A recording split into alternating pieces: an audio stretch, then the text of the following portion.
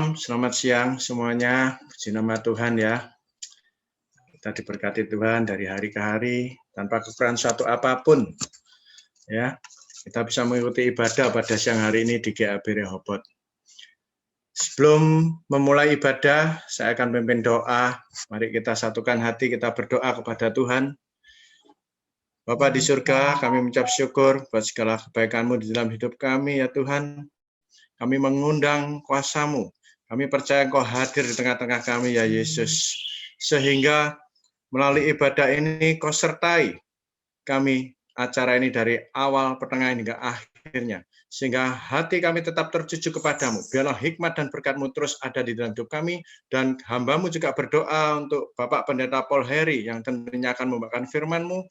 Kau rapi dengan Roh Kudus-Mu. Sehingga kami terus mengerti apa yang Kau kehendaki di dalam hidup kami melalui firman-Mu, melalui kebenaran-Mu. Hanya di dalam satu nama, kita semua yang siap melakukan ibadah, kami ucapkan sama-sama di dalam nama Yesus. Haleluya. Amin.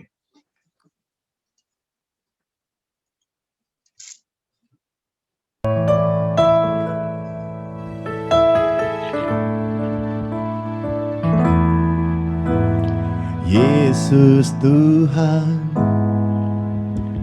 ditinggikan, dimuliakan dan naik ke surga. Dia berikan Roh Kudus-Nya untuk menguatkan dan menolong selalu. Sungguh ku rindu bersekutu denganmu selamanya.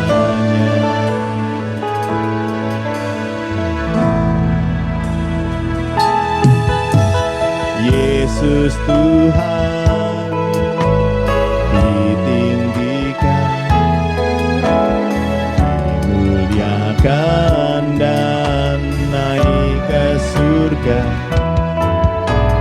Dia berikan Roh Kudus-Nya untuk menguatkan dan menolong selalu. Sungguh ku rindu bersekutu denganmu selamanya.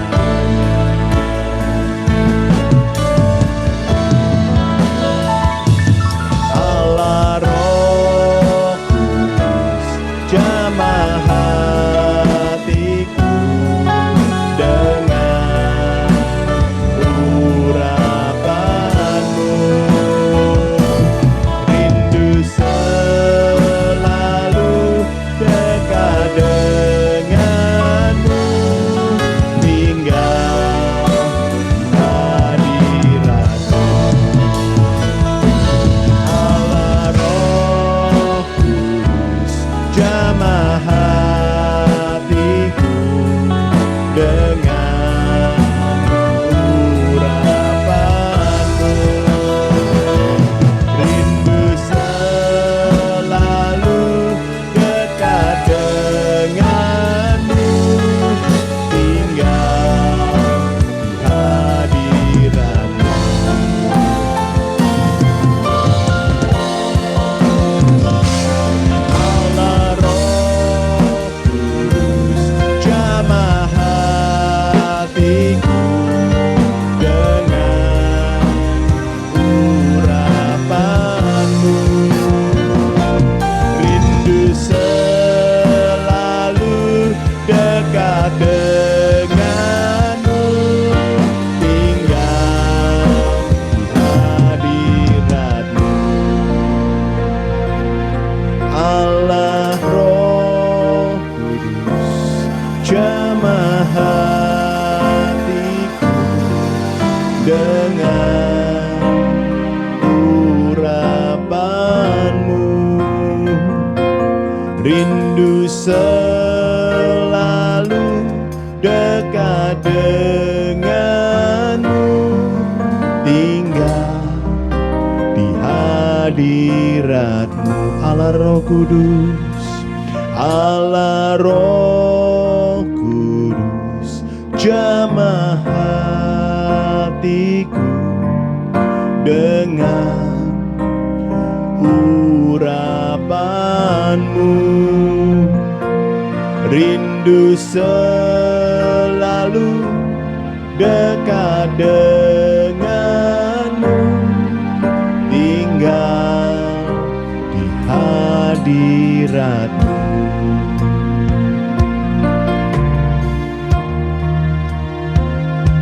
Kami rindu Tuhan, selalu berada di dekatmu, tinggal di pelataranmu. Oh Yesus Tuhan, Yesus Tuhan, kuasa-Mu besar.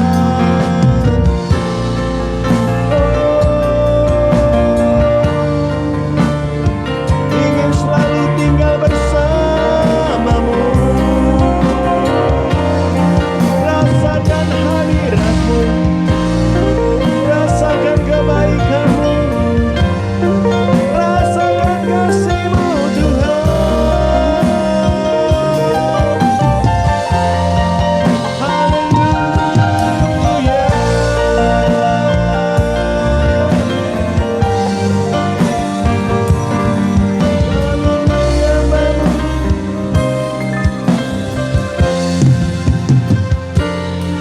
Haleluya, haleluya, haleluya.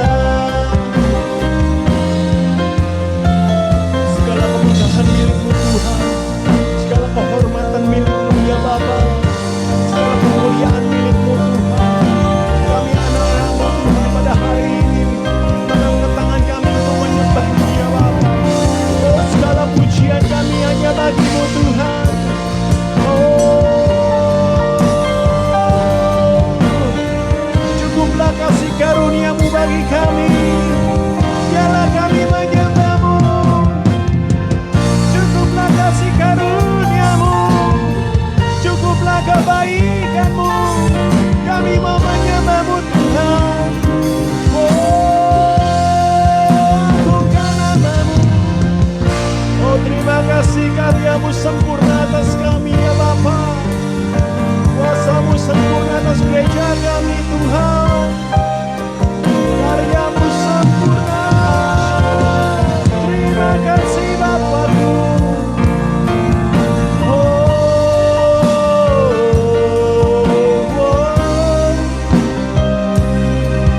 Oh Yesusku, cukuplah bagi kami apa yang Kau berikan bagi kami Tuhan. Oh sungguh baik Engkau Tuhan. Terima kasih Yesusku. Kami penuh dengan ucapan syukur Tuhan. Terima kasih Bapa. Amin.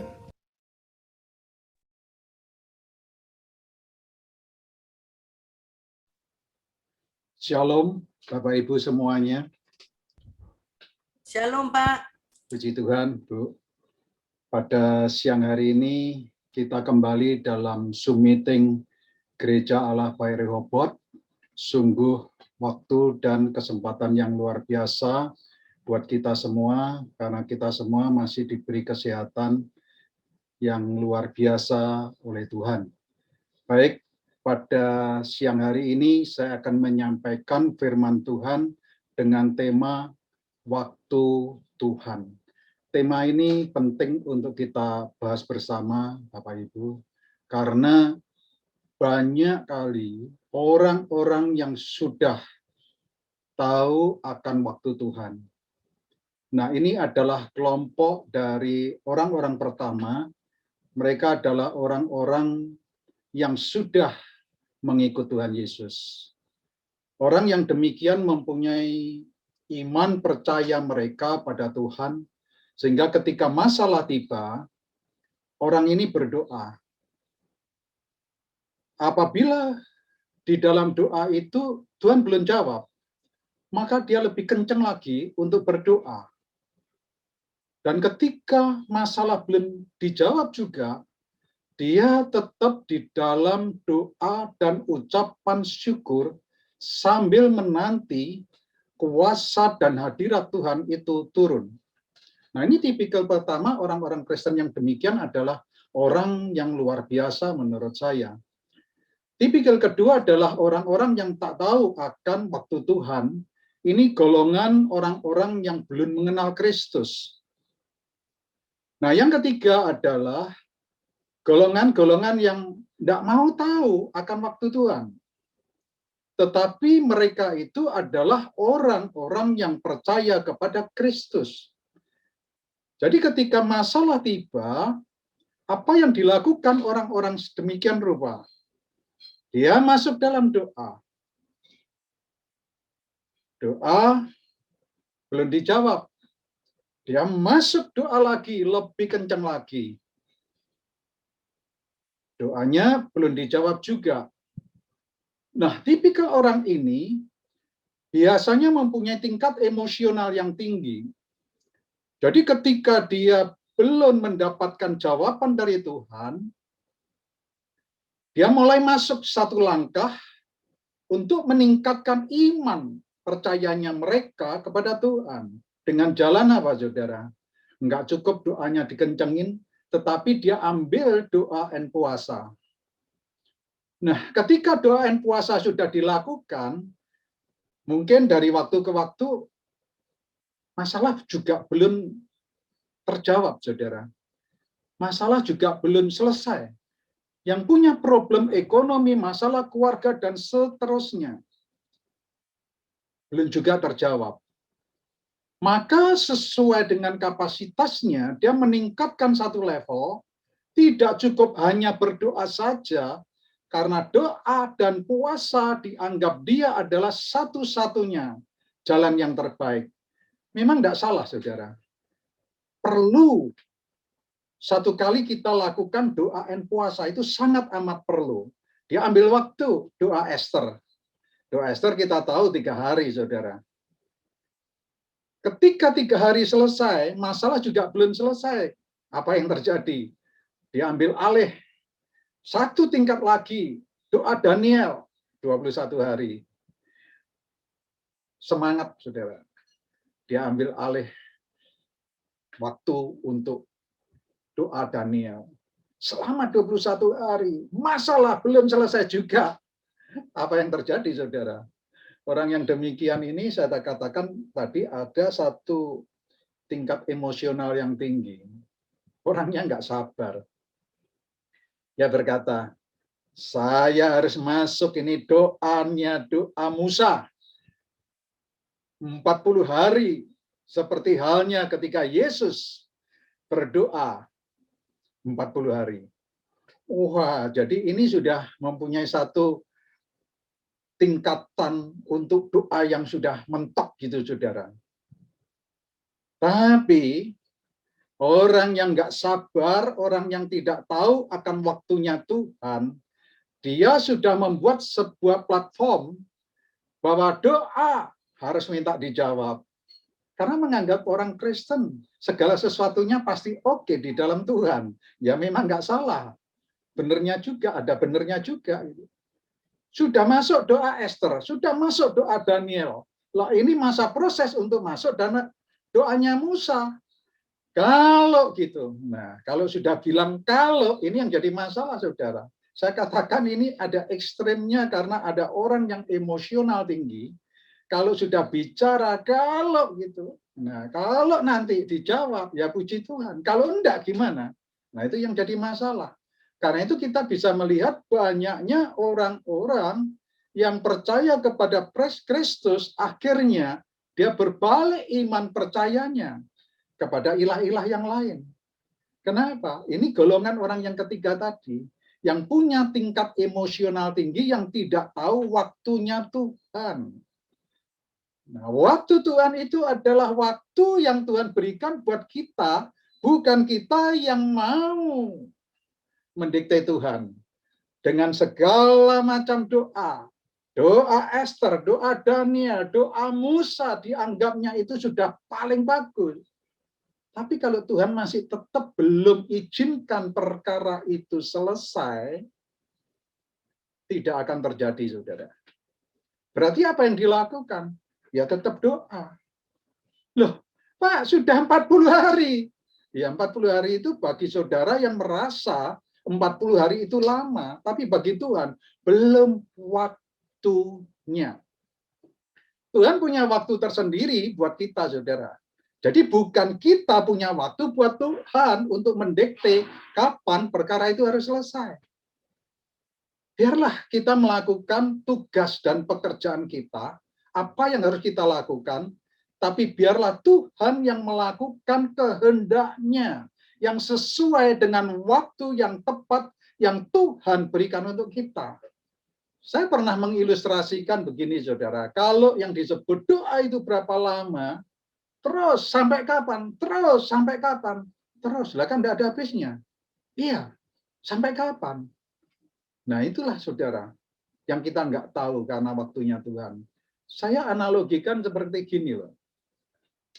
Orang yang memasak air dalam sebuah panci, apabila dalam 5 menit sekalipun api sudah membara, tetapi selama air belum mendidih, itu berarti air belum selesai dimasak, saudara. Tetapi orang punya akal-akalan, saudara. Punya waktu tersendiri dalam waktu untuk memasak air. Dia pastikan sekian. Nggak bisa, ada masanya air itu akan mendidih apabila sudah mencapai puncak waktu yang tepat. Jadi entah berapa. Bisa 10 menit, bisa setengah jam, bisa 1 jam, tergantung juga dari api berapa besar. Tetapi masalahnya bukan berapa lamanya kita untuk memasak air, tetapi kapan waktu yang tepat air itu sudah dinyatakan mendidih, baru kita katakan kita berhasil dalam memasak air. Demikian juga, saudara. Kalau kita sudah berdoa, biarlah Tuhan yang mengatur waktu terbaik untuk kita. Kapan Tuhan menjawab setiap doa kita? Karena saya percaya, nggak ada satu kali pun Tuhan punya rencana atas hidup kita itu jadi punya masalah.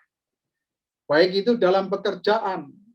Terjadilah hari ini banyak perusahaan-perusahaan yang mengalami bangkrut, termasuk kita orang-orang yang nggak punya perusahaan pun, dan bahkan para pekerja pun mengalami masalah yang sama.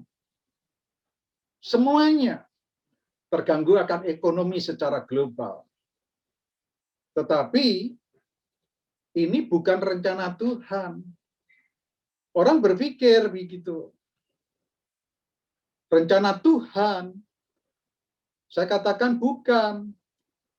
Ini akibat apa yang terjadi dalam dunia ini mengalami sebuah masalah yang besar akan ekosistem dan sebagainya, sehingga terjadinya sebuah virus yang menghantam manusia itu bisa sakit dan mati.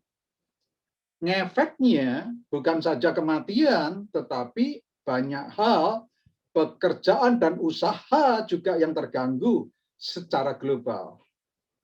Satu perusahaan, satu negara yang biasa ekspor pada sebuah negara, biasanya nggak ada masalah, diterima dengan baik, bla bla bla dan sebagainya. Karena ekonomi yang semuanya terganggu, di mana penerima importir daripada barang-barang yang diekspor pada sebuah negara ini terganggu. Apa yang terjadi? Importirnya masalah, eksportirnya juga masalah karena nggak bisa ekspor lagi. Nah semuanya ini adalah efek saja. Tapi itu bukan kehendak Tuhan, karena saya hanya berpegang satu firman Tuhan. Yeremia 29 ayat 11. Rancangan Allah adalah damai sejahtera, bukan rancangan kecelakaan, untuk memberikan kepadamu hari depan yang penuh harapan. Jadi ini firman titik sudah. Nggak bisa diganggu-gugat, nggak perlu kita akan mencari dalih-dalih yang lain rancangan damai sejahtera yang diberikan kepada saudara dan saya itu sudah mutlak. Berarti di luar ini adalah bukan daripada Allah. Jadi kalau ada ngomong gitu, satu kali sebuah musibah terjadi, terus kemudian ada orang yang nimpali, ya sabarlah kalau memang sudah rencana Tuhan. Ya kadangkala sangat rohani sekali saudara. Dia berkata seperti itu. Tetapi saya dalam hati berkata, salah Pak, salah Ibu. Allah tidak pernah punya rencana kecelakaan atas hidup kita. Rancangan Allah itu adalah damai sejahtera. Dah itu saja. Sehingga apapun yang terjadi pada saat ini, jangan pernah kita berpikir kalau Allah punya desain yang begitu jahat atas umatnya. Nggak ada. Jadi saat ini kita lagi sengsara loh Pak. Lagi di PHK, lagi nggak ada kerjaan, semuanya pada minus. Nggak masalah. Itu ada efek saja apa yang terjadi dalam hidup ini. Tetapi Tuhan bukankah sudah memberikan hikmat atas kita semua?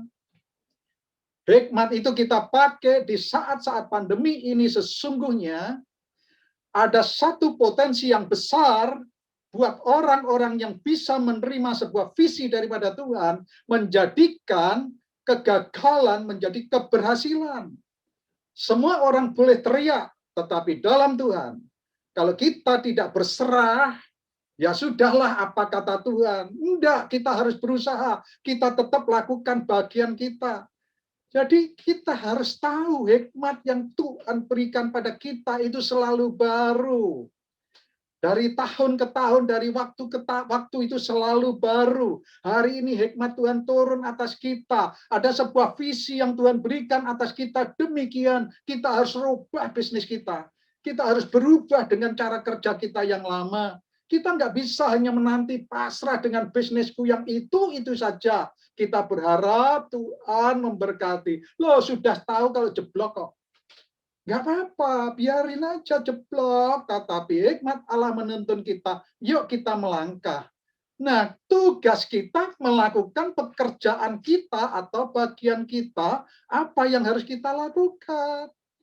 Jadi tidak bisa berserah, malah tutup pintu doa, kelihatannya secara rohani, sembahyang terus. Saya setuju sekali sembahyang, tapi bukan lipat tangan.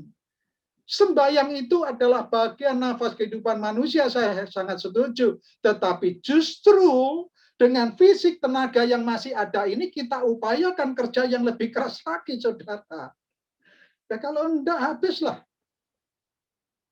Kita nggak bisa nikmati berkat Tuhan. Saya ingin mengingatkan, saudara, tahun 2020, pandemi terjadi, potensi buat orang yang bisa mendapatkan visi Tuhan, mereka going up. Pekerjaannya akan diberkati secara luar biasa. Saya percaya itu. Tapi bagi mereka yang mau menerima dan melakukannya, bukan lipat tangan. Saya ingin akan mengingatkan Anda. Ingat enggak tahun 98?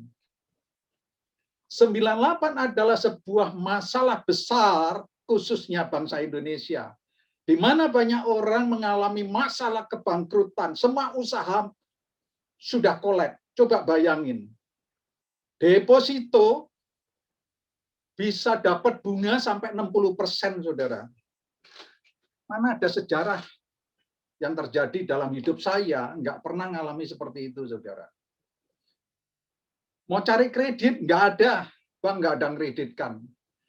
Tapi kalau terima duit, ya 60%, bayangin saudara. Semuanya gulung tikar. Orang tidak bisa berusaha. Tetapi coba, ingat sekeliling Anda. Tanya, ingat nggak 98? Apa yang terjadi? Oh Pak, di saat 98 itu, sebagai tambang emas saya, Pak. Di luar dugaan pada saat itu, bisnis saya malah luar biasa. Itu banyak saudara yang mengalami hal seperti itu. Berarti, di tengah-tengah krisis masih ada satu jalan buat Tuhan. Buat saudara dan saya. 2020 pandemi masih berlanjut 2021. masih ngalami nasib yang sama, stop mengeluh, stop mengasihi diri sendiri, jangan merasa kalau dirinya ini sudah nggak berarti lagi. Tetapi ambil langkah, ambil sikap, ayo gerak, maju, lebih kencang lagi. Saya percaya, tapi bukan ngawur, saudara. Tentu visi yang saya maksud itu dapat dari Tuhan. Bukan ngawur-ngawuran, asal kerja-kerjaan, terus akhirnya tambah amburadul. Tapi kalau visi daripada Tuhan, saya percaya, sekalipun kelihatannya jalan itu nggak mulus, tetapi Tuhan buka jalan di depan. Nah, apa tujuan maksud yang seperti saya katakan itu? Kalau kelihatannya tidak mulus, itulah yang saya katakan waktu Tuhan. Yang saudara dan saya tidak tahu karena itu adalah misteri. Itu miliknya Tuhan.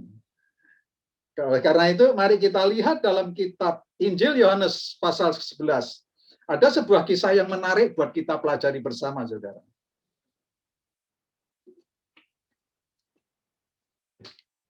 Injil Yohanes pasal 11, ayat pertama sampai ayat yang ke-6. Demikianlah bunyi firman Tuhan. Ada seorang yang sedang sakit namanya Lazarus. Ia tinggal di Betania, kampung Maria dan adiknya Marta. Maria ialah perempuan yang pernah meminyaki kaki Tuhan dengan minyak mur dan menyekanya dengan rambutnya. Dan Lazarus yang sakit itu adalah saudaranya. Kedua perempuan itu mengirimkan kabar kepada Yesus. Tuhan, dia yang engkau kasihi sakit. Ketika Yesus mendengar kabar itu, ia berkata, penyakit itu tidak akan membawa kematian, tetapi akan menyatakan kemuliaan Allah. Sebab oleh penyakit itu anak Allah akan dimuliakan. Ayat kelima, Yesus memang mengasihi Marta dan kakaknya dan Lazarus. Namun setelah didengarnya bahwa Lazarus sakit, ia sengaja tinggal 2 hari lagi di tempat di mana ia berada. Anda boleh garis bawahi di ayat 6b yang mengatakan Yesus sengaja tinggal 2 hari lagi di tempat di mana Yesus berada melayani pada sebuah kota. Kisah ini menarik sekali untuk bagaimana bahwa apa yang terjadi dalam waktu Tuhan ini, Allah ingin menyatakan kemuliaannya. Jadi kalau kita lihat, kisah ini kan unik sekali, saudara. Lazarus yang sakit mempunyai 2 saudara, Marta dan Maria. Sedangkan Maria adalah kakak yang tertua, itu ditulis dalam kitab.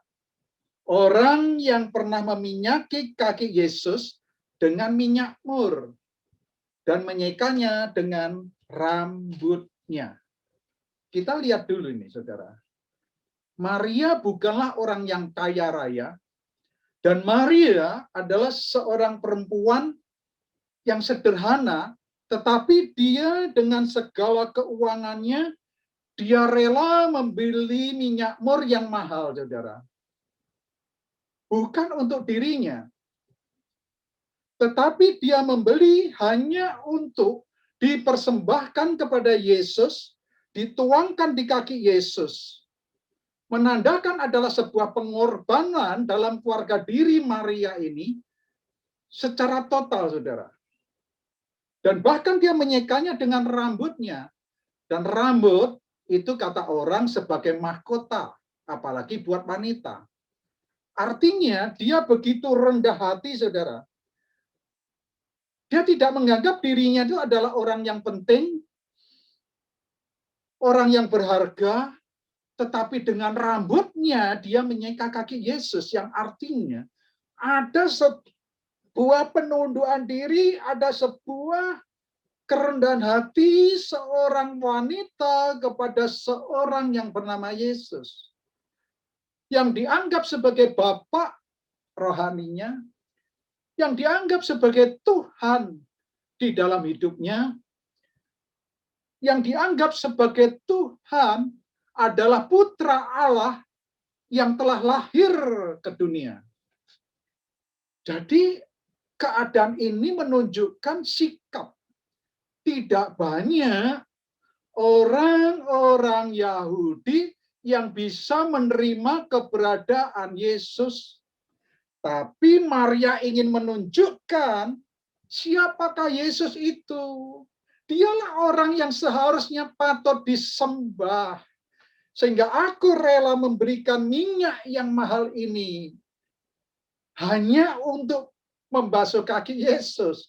Bahkan murid-muridnya berkata, kok ndak eman ya? Uang untuk membeli minyak mur yang mahal, sesungguhnya minyak itu bisa dipakai untuk memberikan pada orang-orang yang miskin. Yesus berkata, oh, pikiranmu, otakmu itu hanya pada orang yang miskin. Tapi engkau tidak pernah memikirkan bahwa Yesus itu adalah Tuhan yang patut disembah. Nah, ini dilakukan oleh Maria untuk menunjukkan pada bangsa Yahudi itu, untuk tahu siapa Yesus itu yang patut disembah.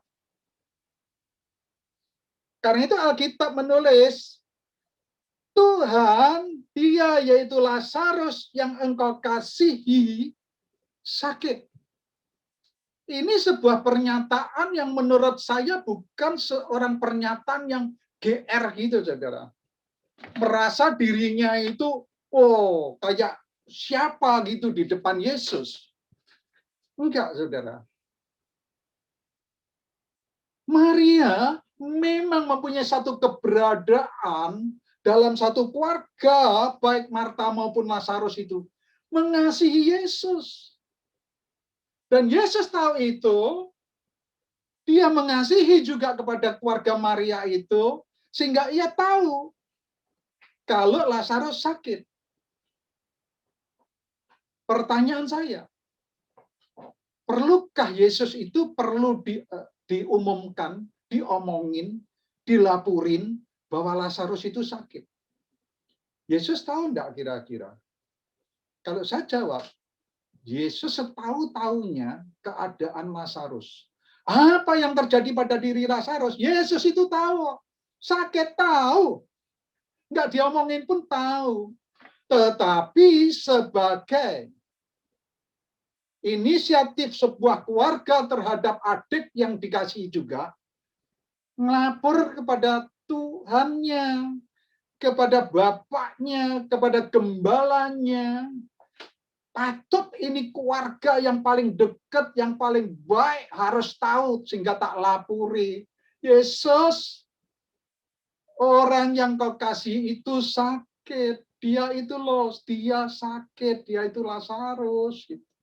Nah, Yesus tidak dilaporin pun tahu. Tetapi yang menarik di ayat 6, ia sengaja tinggal 2 hari di tempat di mana Yesus berada.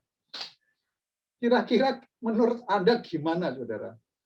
Yesus malah sengaja tinggal 2 hari lagi, di mana dia harus melayani kepada banyak orang.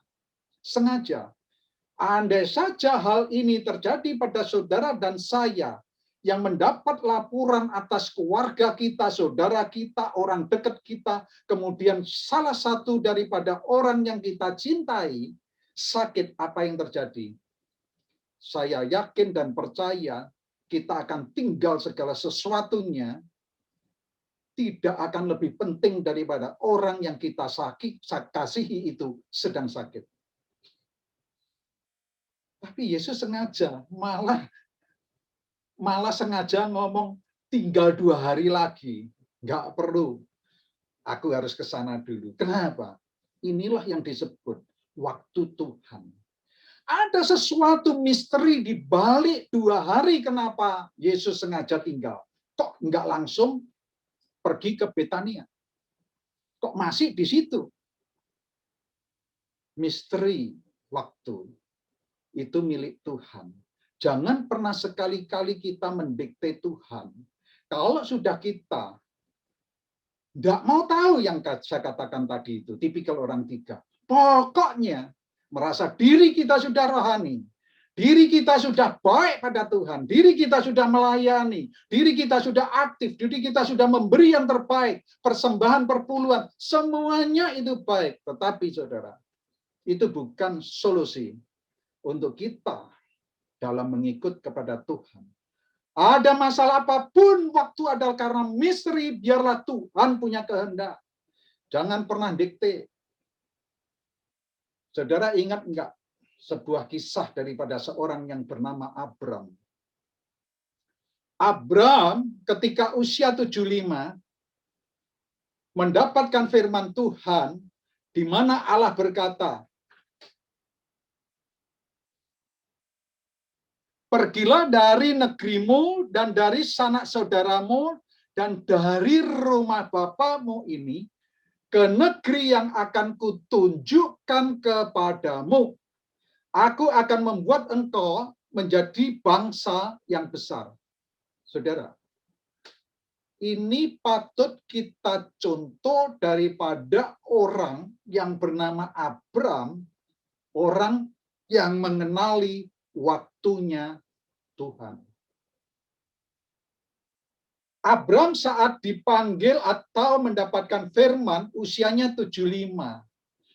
Tua, oh belum. Karena pada waktu itu manusia hidup di usia 120 tahun. Jadi kalau saya buat sebuah bandingan dan saat ini, di zaman milenium ini, usia manusia itu 70 tahun. Nah, kita buat bandingan persentase, saudara. Jadi kalau usia 75 dari 120 tahun manusia hidup, itu kira-kira cuma 60%-nya. Sedangkan kita 60% tak tarik kalau usia manusia milenium ini 70 tahun, berarti 60% dari 70 itu sekitar 42 tahun. Let's say 40 tahun saja, saudara. Berarti Anda bisa bayangkan orang-orang yang disebut orang-orang muda yang kaya saat ini adalah orang-orang yang di usia 40 seperti zamannya dulu Abram itu usianya 75. Berarti orang yang demikian, orang yang produktif. Dan nyata-nyata Abram adalah orang yang kaya. Abram punya banyak ternak sekali. Abram punya banyak rumah, tanah, dan sebagainya. Abram juga punya banyak budak-budak di dalam rumahnya untuk melihara semua kekayaannya. Coba bayangin.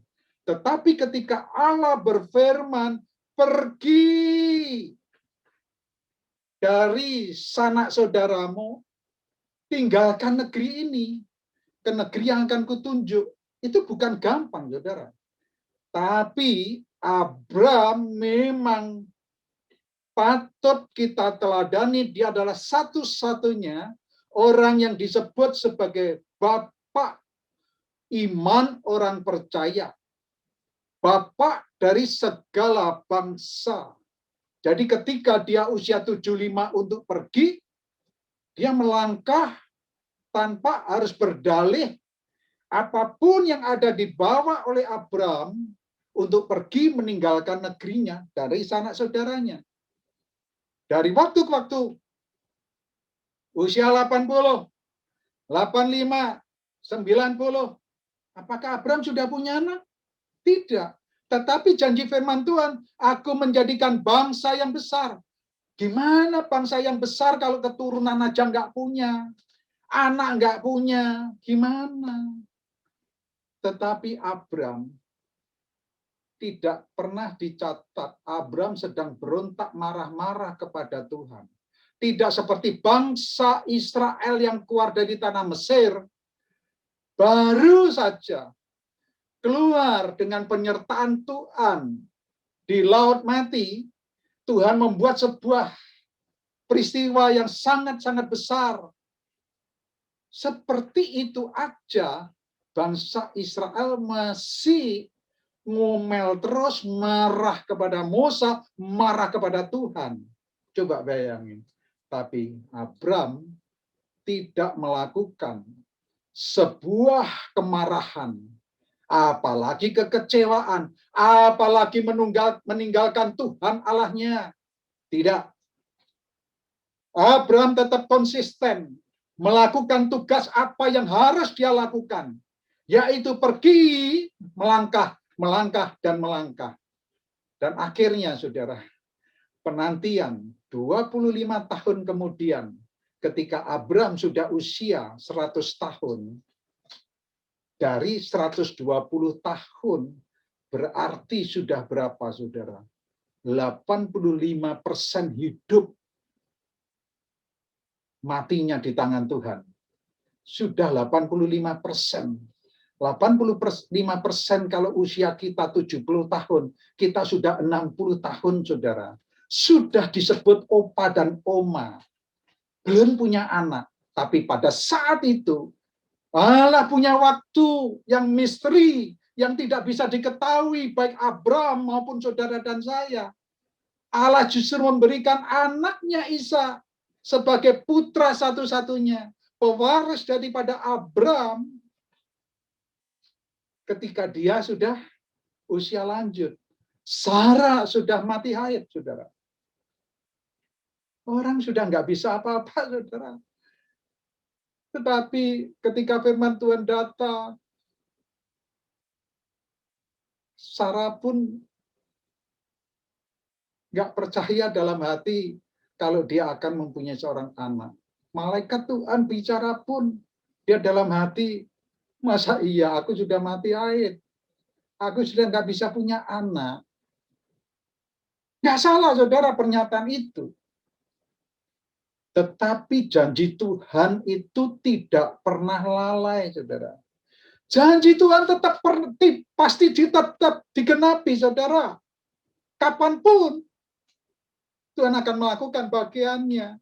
Kalau kita tetap konsisten di dalam mengikut Dia. Konsistensi inilah yang sesungguhnya dituntut oleh Allah untuk menjadikan seorang Abram menjadi Abraham. Karena Allah ingin mempunyai seorang yang disebut sebagai bapak iman orang percaya dan bapak segala bangsa yang betul-betul mempunyai suatu kualitas yang baik. Yang nggak ngeluh, yang nggak protes seperti bangsa Israel, tetapi konsistensinya itu tetap on track kepada Tuhan. Itu yang perlu kita pelajari pada siang hari ini. Perlu kita tiru imannya Abraham itu. Jadi kalau kita saat ini menghadapi masalah pandemi ini, jangan ngeluh. Yang ditimpa masalah itu bukan saudara tok. Termasuk yang ngomong, dapat efeknya, saudara. Tetapi saya nggak pernah putus asa untuk bekerja. Terus melakukan bagian saya. Dan di saat pandemi tahun 2020, saya justru, kalau boleh dibilang ngomong, gila-gilaan kerjanya. Coba bayangin, orang ketemu saya selalu kaget. Surabaya, Jakarta, PP setir mobil sendiri. Selalu mengingatkan saya, duh Pak, cek soro nih, Jeremy. Saya ngomong enggak, karena saya melakukan bagian saya. Karena itu Tuhan memberikan kekuatan kepada diri saya. Saya enggak ngerti kalau sebelumnya saya punya rute Surabaya Jakarta itu sebulan 2 kali PP nyetir sendiri, ndil, enggak pakai konco, saudara. Enggak pakai sopir, saudara. Itu saya lakukan. Tuhan beri kekuatan. Yang biasanya kalau jam 2 itu pasti ngantuk. Tetapi kok saya ini enggak ngantuk, loh. Sampai besok pun itu seger. Saya heran. Kekuatan yang daripada Allah berikan ekstra kepada saya. Saya enggak tahu. Tapi saya lakukan ini bukan karena apa. Saya mendapatkan visi, dan ketika visi itu saya tangkap, saya lakukan. Sehingga orang berkata, cek soro nih. Loh, saya ngomong, Pak, kalau ini enggak soro, saya menikmati kok. Saya akan lebih sengsara kalau saya tidak punya duit, saya katakan itu. Ketawa dia. Benar juga. Nggak punya duit lebih sengsara, saudara. Karena itu segala apa yang harus saya lakukan itu karena bagian saya. Saya kerja terus, saudara. Di saat-saat seperti ini, saya menunjukkan bahwa bagian saya harus saya tuntaskan, saya kerjakan, sehingga semua sudah settle. Kebun di Cikarang harus settle, kebun di Trawas settle, kebun di Pasuruan harus settle, semuanya. Kalau settle, saya percaya Tuhan yang akan melakukan bagiannya. Yang nggak mungkin buat saya, yang saya tidak mengerti perkebunan dan sebagainya, tapi Tuhan kirim semuanya, Tuhan cepat nih gitu loh.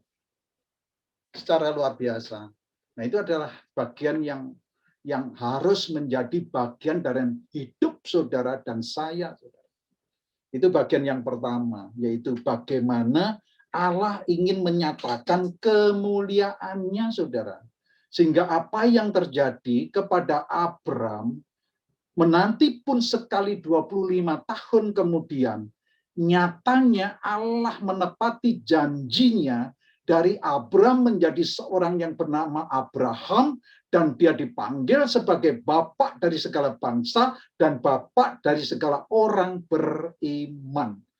Keberhasilan Abraham saat ini sudah menjadikan patron dalam kehidupan kita sebagai orang percaya. Bagian yang kedua. Bagian yang kedua kita lihat kembali tetap dalam Injil Yohanes pasal 11, ayat yang ke-11. Sampai ayat yang ke-15. Saya bacakan ayat ini. Demikianlah perkataan Yesus, dan sesudah ia berkata kepada mereka, Lazarus saudara kita telah tertidur, tetapi aku pergi ke sana untuk membangunkan dia dari tidurnya. Maka kata murid-muridnya itu kepadanya, Tuhan, jikalau ia tertidur, ia akan sembuh.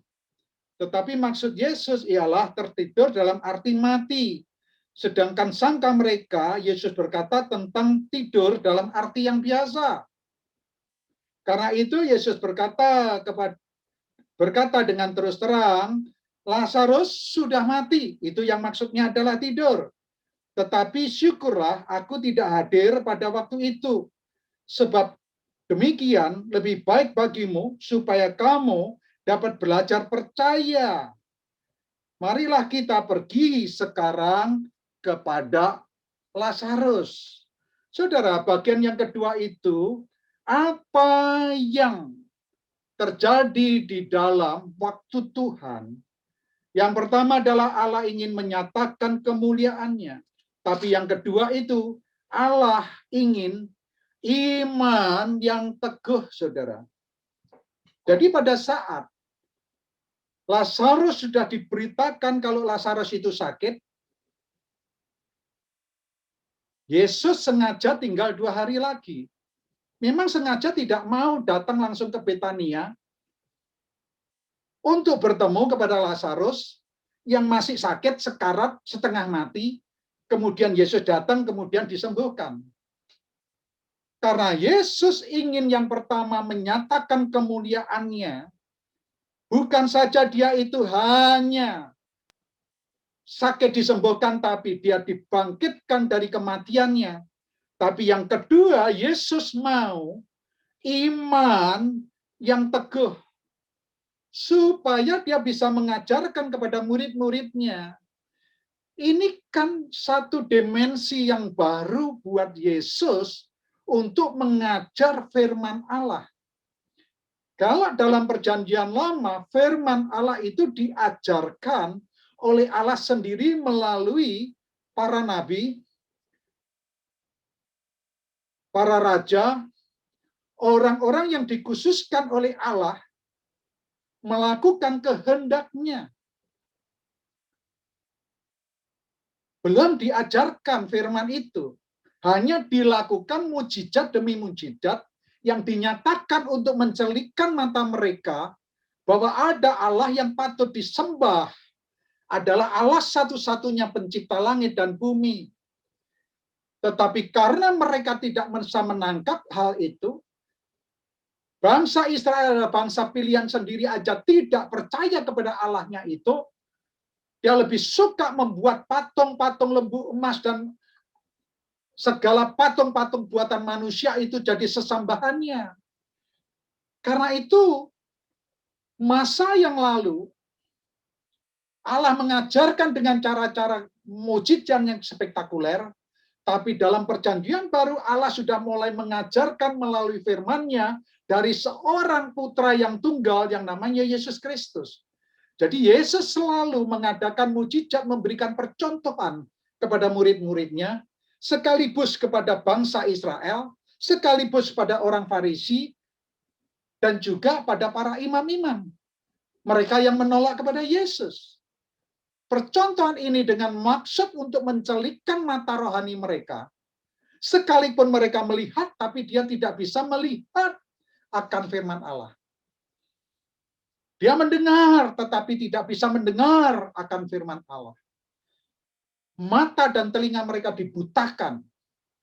Oleh karena itu, Yesus sengaja tinggal 2 hari lagi dan dibiarkannya. Apa yang terjadi, maka matilah Lazarus itu. Karena itu, Yesus pada murid-muridnya berkata, Yesus sudah tahu itu mati. Yuk kita kembali ke Betania. Tuhan, orang Betania dulu. Kemarin-kemarin itu kan sudah marah sama Engkau, Yesus. Melimpari Engkau, mengusir, dan mengolok, dan sebagainya.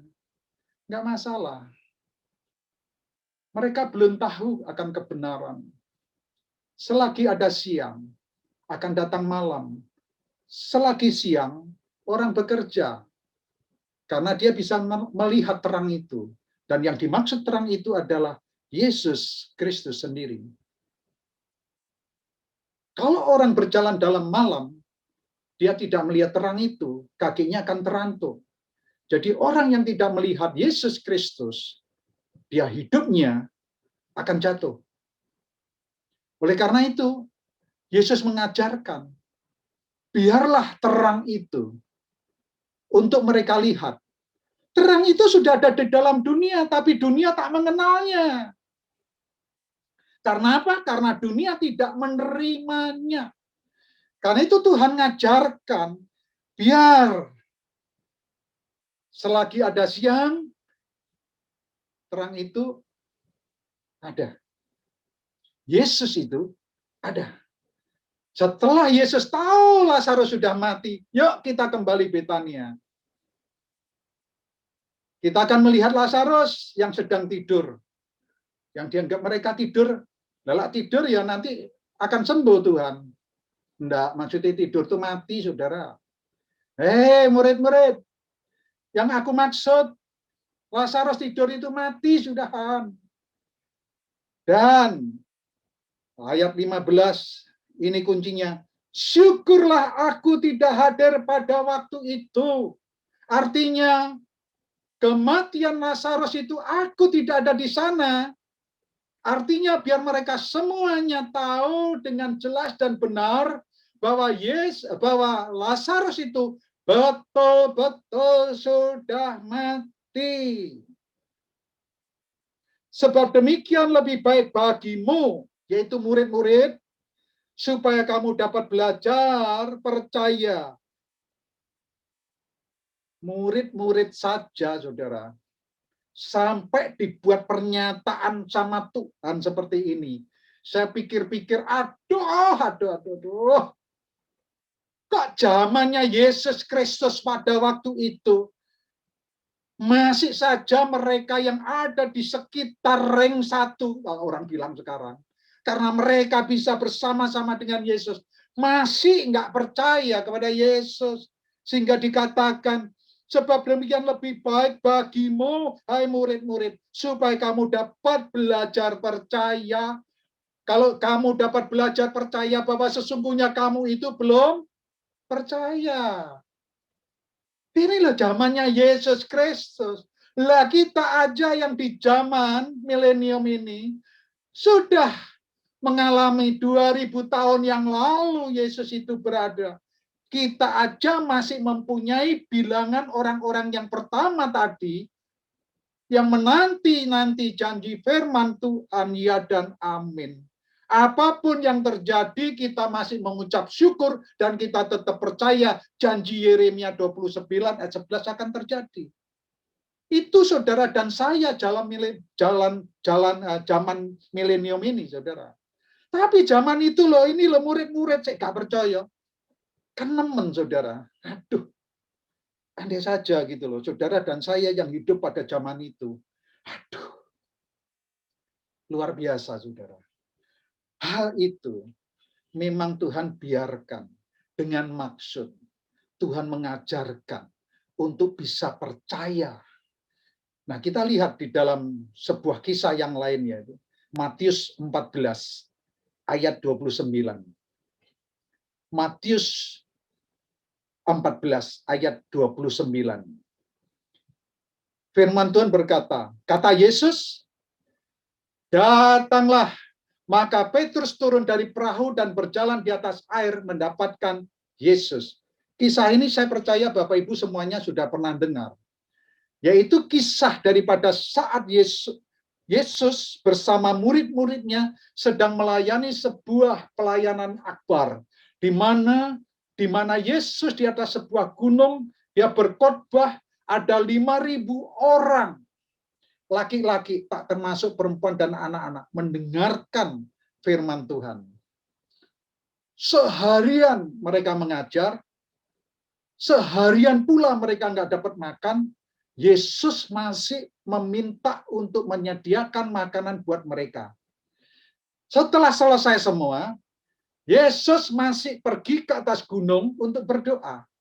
Kemudian berkata kepada murid-muridnya, bertolaklah ke seberang. Dengan maksud pergi dhisik ya. Naik perahu. Kemudian perahu Petrus bersama-sama murid yang lain, dan tentu ada rombongan-rombongan yang lain secara konvoi mereka mengikut perahu-perahu itu untuk menuju seberang. Nah, ketika itu Yesus selesai berdoa, Yesus menyusul mereka dengan cara berjalan di atas air, saudara. Nah, ketika itulah perahu-perahu di tengah subuh yang saat itu tentu pasti ada kabut, dua angin yang begitu kencang membuat perahu juga terombang-ambing, saudara. Jadi mereka itu bukan dalam keadaan yang sunyi senyap, enak tinggal tiduran. Tetapi mereka dalam keadaan yang cukup panik karena keadaan perahu yang goncang.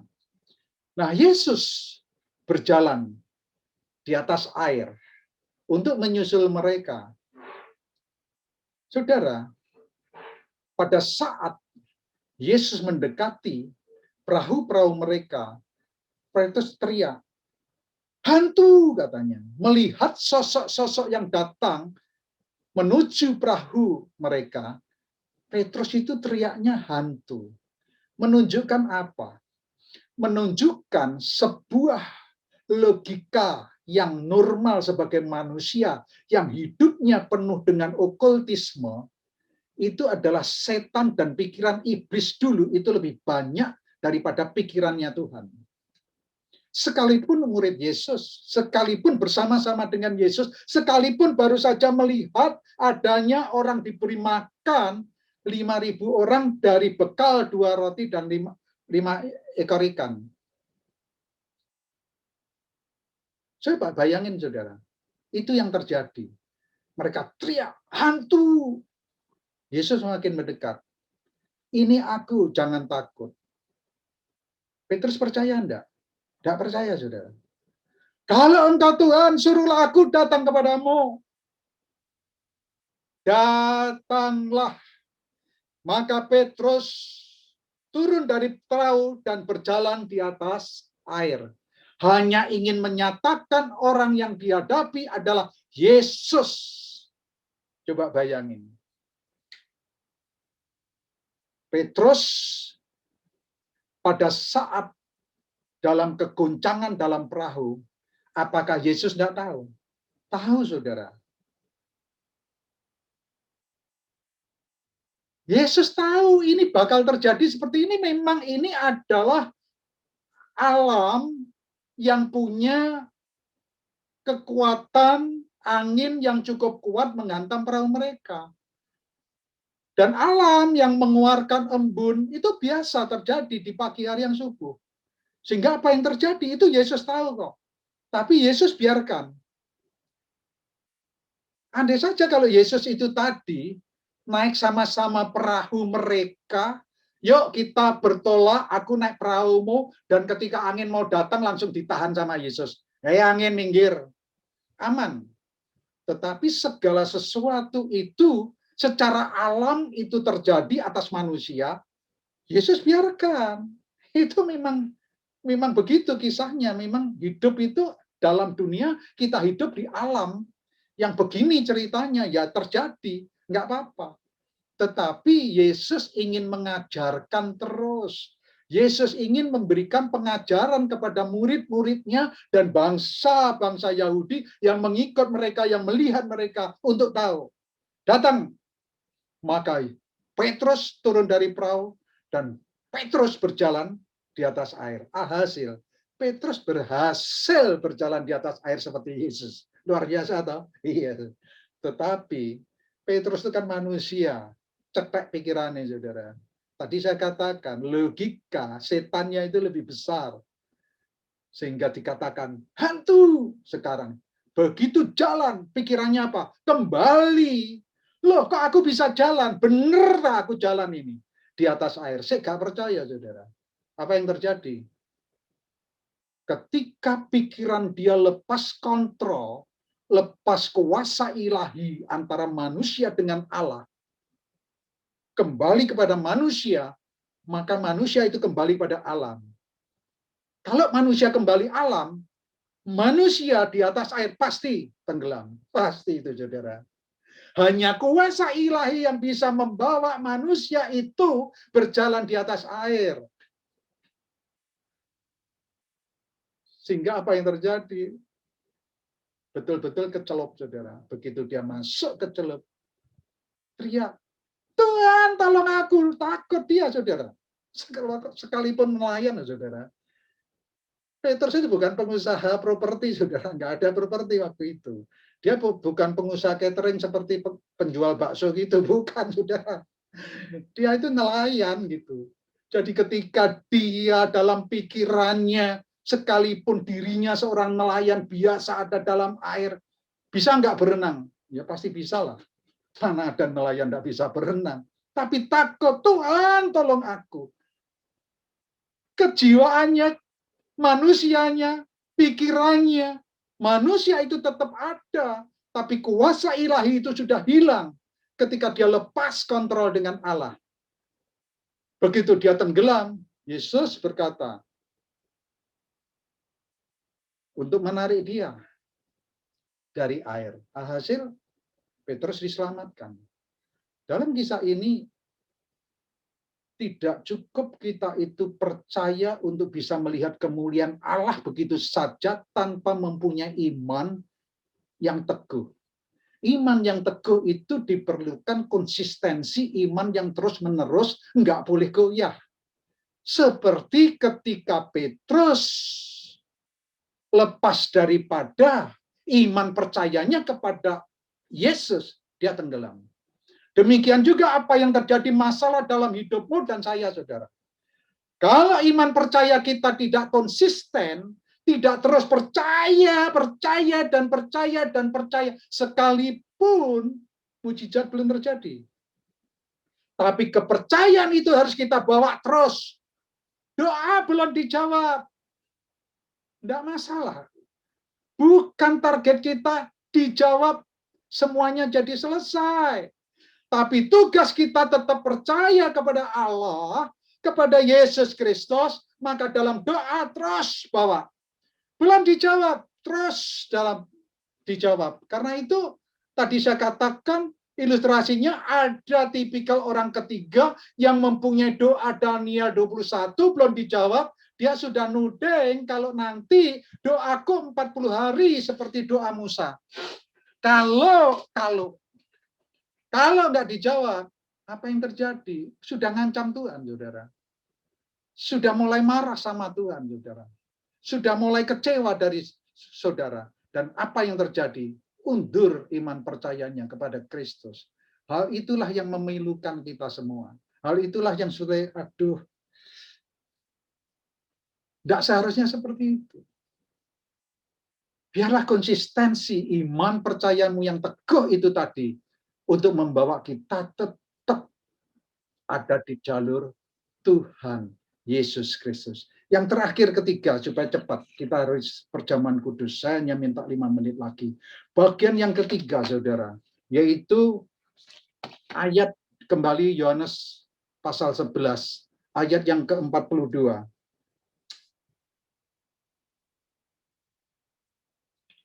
Aku tahu bahwa Yohanes pasal 11 ayat 42. Aku tahu bahwa engkau selalu mendengarkan aku, tetapi oleh karena orang banyak yang berdiri di sini mengelilingi aku mengatakannya supaya mereka percaya bahwa engkaulah yang telah mengutus aku.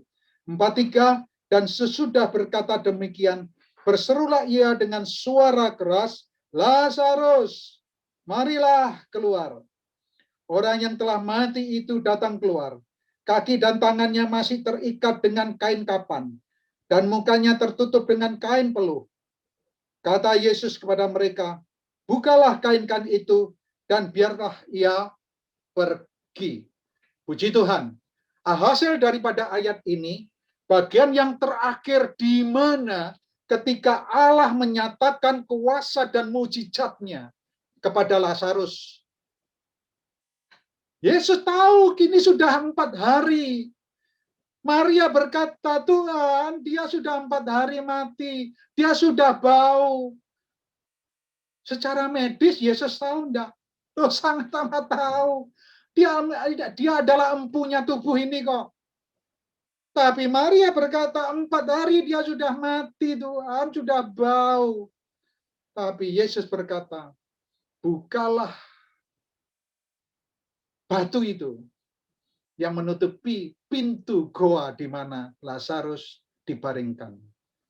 Tahu, tetapi Yesus bukan sedang bersanda gurau kepada keluarga Maria.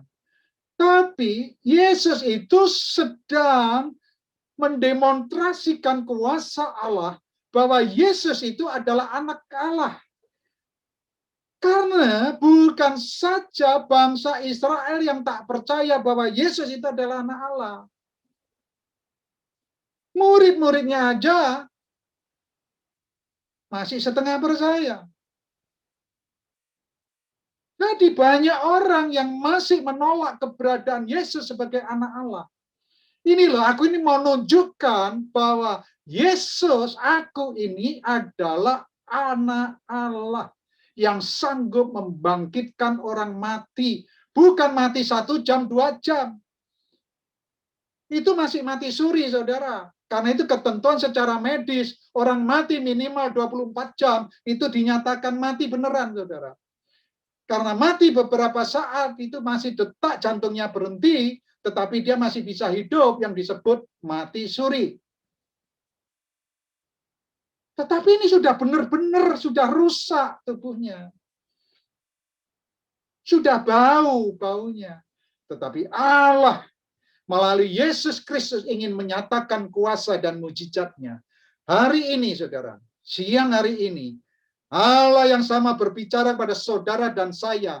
Sebesar apapun masalahmu, masalah yang sudah karatan, masalah yang dikatakan sudah nggak bisa diselesaikan, masalah yang rumah tangga pun sudah hancur, sudah nggak bisa diselesaikan, sudah 4 hari rusak, masih ada pertolongan dari Tuhan. Jangan pernah khawatir. Usahamu yang hancur lebur hari ini, jangan khawatir. Allah masih bisa berikan pengharapan buat saudara dan saya. Karena itu siang hari ini, bagian yang terakhir adalah Allah ingin menyatakan mujizatnya yang sudah tidak bisa menurut pikiran manusia, masih bisa menurut pikiran Allah. Karena waktu adalah misteri. Waktu adalah milik Allah. Jangan pernah batasi doamu kepada Yesus Kristus. Lakukan tugas dan pekerjaanmu, tetap konsistensi doa kepada Dia.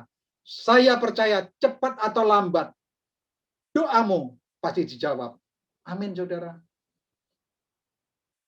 Katakan dalam hati, yes, aku terima. Mari kita masuk dalam doa. Kembali kami ucap syukur, terima kasih Tuhan buat siang hari ini. Biarlah hamba-Mu boleh berhenti berbicara, tetapi firman-Mu tidak akan pernah berhenti menyertai setiap orang percaya. Dan hamba-Mu percaya Tuhan, setiap firman yang Kau taburkan tidak akan kembali dengan sia-sia. Biar firman itu menyertai setiap orang mendengar, menerimanya, dan menjadikan rema dalam kehidupannya. Firman itu akan mengubah kehidupannya, saudara. Firman itu yang mengubah yang tidak mungkin jadi mungkin. Dan biarlah misteri waktu kita kembalikan kepada Tuhan. Kita tidak mempunyai hak sedikit pun atas waktu yang Tuhan berikan dalam hidup saudara dan saya. Terima kasih Bapa, kami serahkan ibadah Zoom meeting pada siang hari ini hanya di dalam nama Tuhan Yesus Kristus. Kami ucap syukur dan berdoa. Haleluya. Amin. Puji Tuhan. Saya kembalikan host atau Ibu Maria. Puji Tuhan. Tuhan memberkati.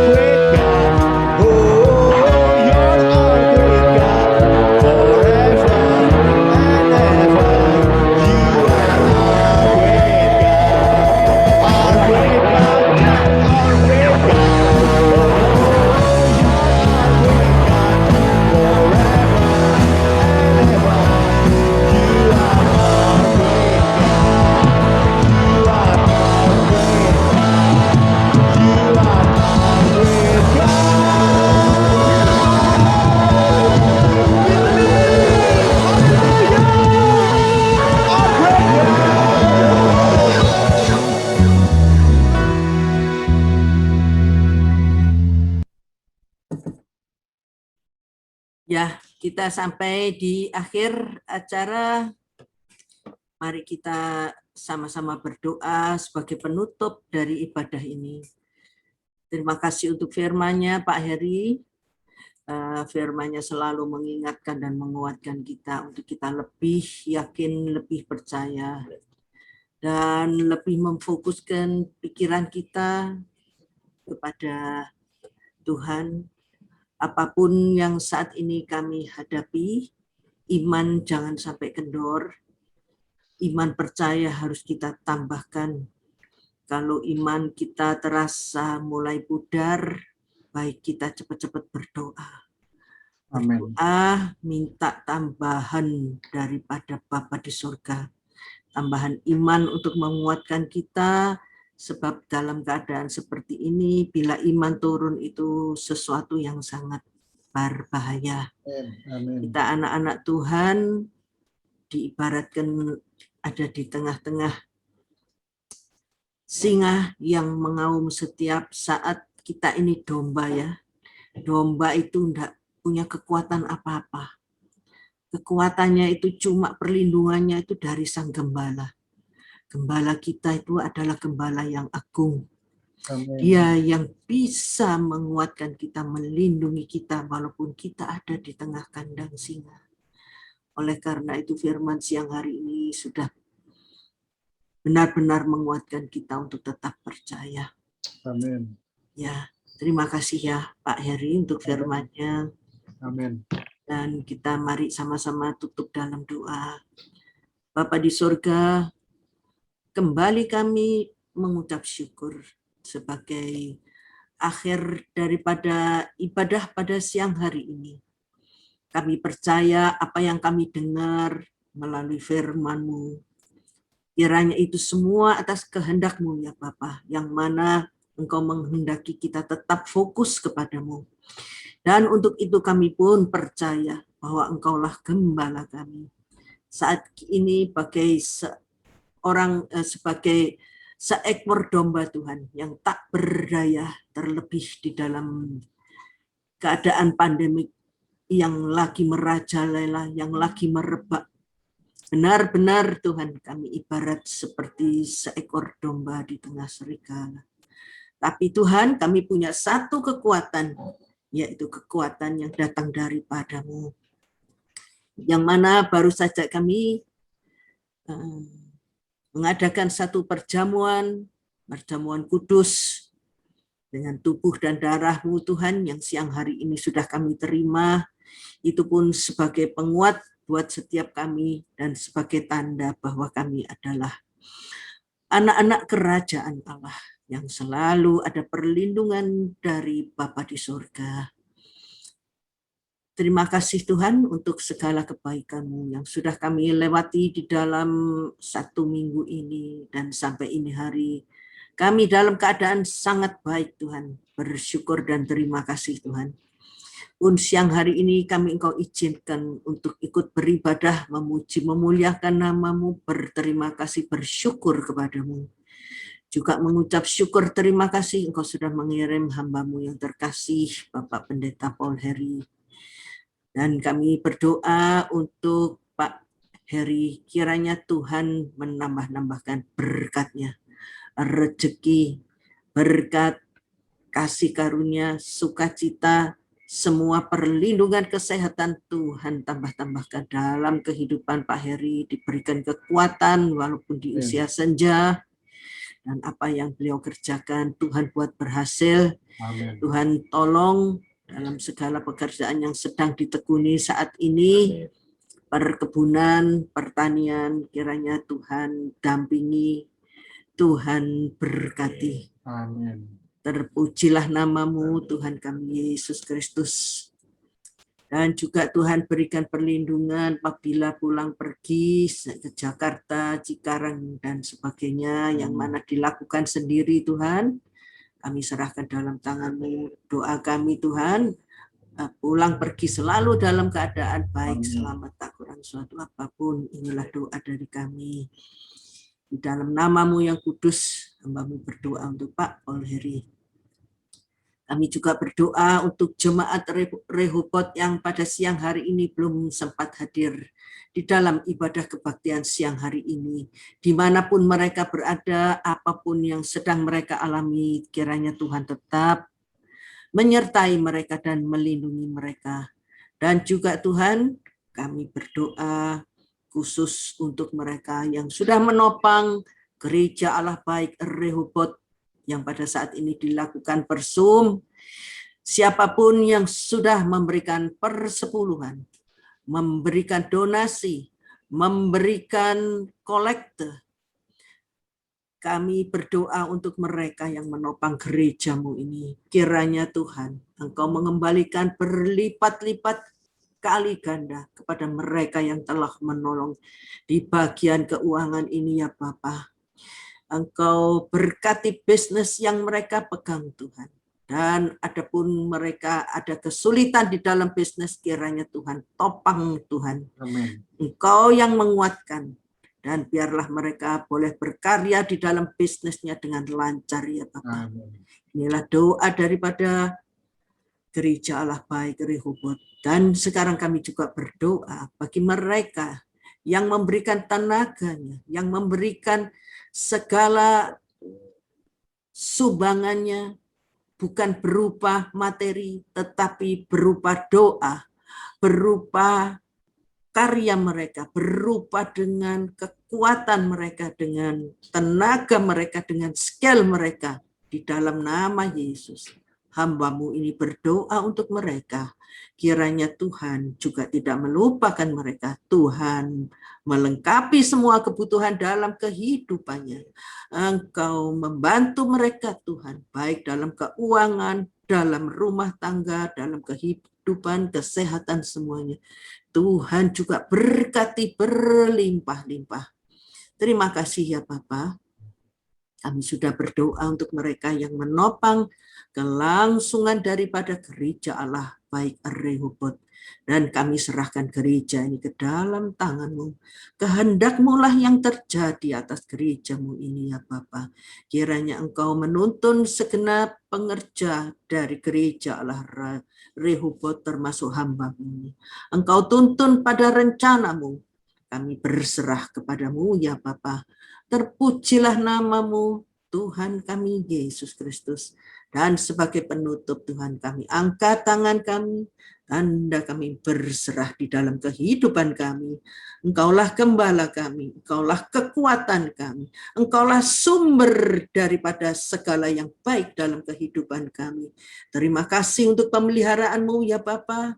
Kiranya kami di tengah pandemi kami akan tetap survive. Kami akan tetap menjadi pemenang karena perlindungan Tuhan sempurna atas setiap kami. Kami percaya siang hari ini Bapa di surga menurunkan berkat-Nya yang luar biasa untuk setiap tangan yang terangkat. Diberkatilah hidup-Mu baik di dalam keselamatan, kesehatan, keuangan, kebahagiaan di dalam rumah tangga. Tuhan lengkapi semuanya di dalam nama Yesus. Hamba-Mu sudah berdoa dan mengucap syukur kepada-Mu Allah segala kuasa. Tuhan yang kami sembah dengan satu nama yang ajaib, Tuhan Yesus Kristus. Terima kasih Bapa di surga, dan mari jemaat yang sudah diberkati oleh Bapa di surga, mari sama-sama ucapkan haleluya. Amin. Tuhan Amin. Yesus memberkati Amin. setiap kami. Thank you Bapak Ibu yang sudah ikut Zoom, yang hadir pada siang hari ini. Thank you kepada Pak Heri yang bawa Terima kasih, firman Bu. juga. Terima kasih. Ya, thank you semuanya ya Pak. Terima kasih. Puji Tuhan. Halo. Selamat siang. Selamat siang. Siang, Bu Ami. Ya. Ya, Pak Paul, selamat Ya. siang. Selamat siang Kak semuanya. Robi, thank you Bye. Kak Robi semuanya.